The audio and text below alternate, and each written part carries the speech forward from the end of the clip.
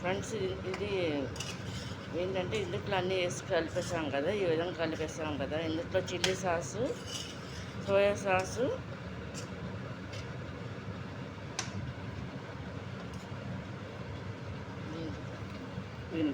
Vinegar కూడా కలుపుకోవాలన్నమాట friends. చూడండి,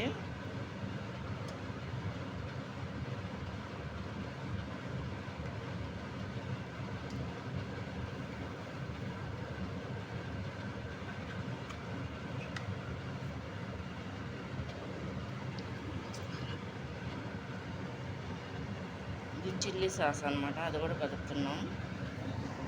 ముందుగా ఫ్రై చేసి పెట్టుకున్నవి కూడా ఇక్కడే ఉన్నాయి అన్నమాట. చూడండి,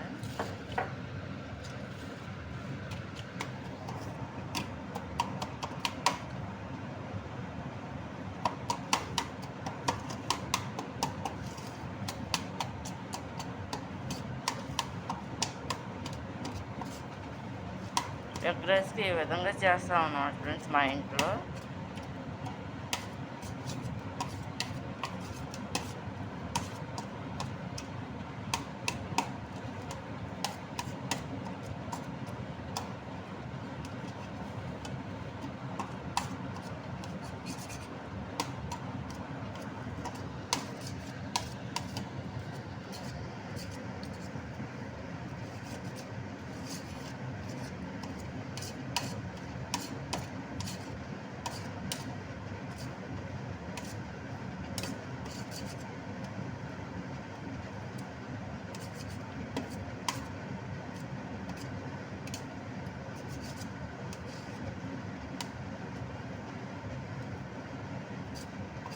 ఈ విధంగా ముక్కలుగా కట్ చేసేసుకుని ఈ రైస్లో కలిపేస్తాం అన్నమాట ఫ్రెండ్స్. చూడండి,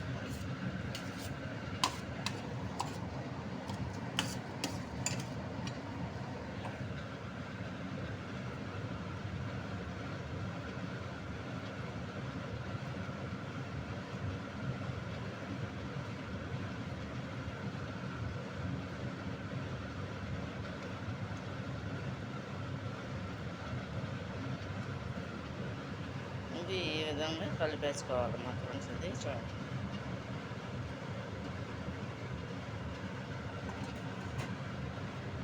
ఇది ఒక టైప్లో చేస్తామన్నమాట ఫ్రెండ్స్. ఇది కనుక నచ్చినట్టు లైక్ చేయండి, షేర్ చేయండి, సబ్స్క్రైబ్ చేయండి ఫ్రెండ్స్.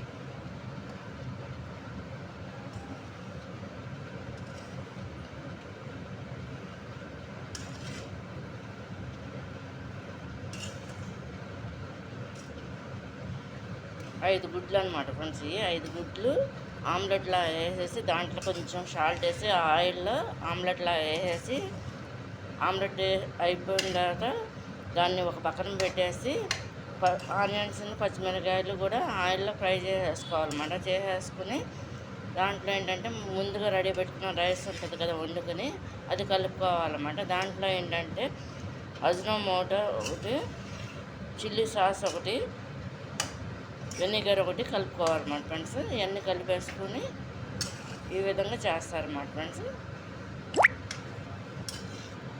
ఇది కనుక నచ్చినట్లు లైక్ చేయండి, షేర్ చేయండి, సబ్స్క్రైబ్ చేయండి ఫ్రెండ్స్. బాయ్.